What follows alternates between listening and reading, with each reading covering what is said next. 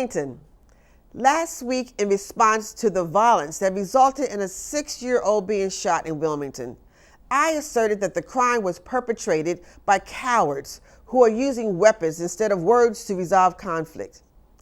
I also urged our city and our citizens to stand up and stand together to reject this senseless violence, because we can no longer allow a small group of offenders to harm our families, wreak havoc in our communities, or disrupt our efforts to bring jobs and opportunity to our communities. Furthermore, I encourage everyone affected by the violence and those working diligently to address it to not be discouraged, but to double down on your efforts. I want to thank and commend the community for a significant cooperation with the police. I would also like to thank the law enforcement community for their efforts to identify and apprehend those responsible. Looking ahead, if we truly endeavor to reduce gun-related violence, we must stop treating the symptoms and address the root causes of this epidemic. The CDC Community Advisory Council's final report noted that the young people who are perpetrators of gun violence share many attributes, such as frequent absence from school, involvement in the juvenile justice system, emergency room visits, and unemployment.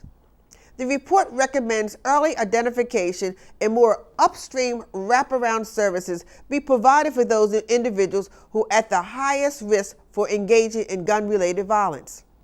However, in order to bring such an approach to fruition, it will require an increase in investment, namely adequate and sufficient services such as trauma-informed practice, mentorship, workforce development, peer and professional counseling, and alternatives to school suspensions.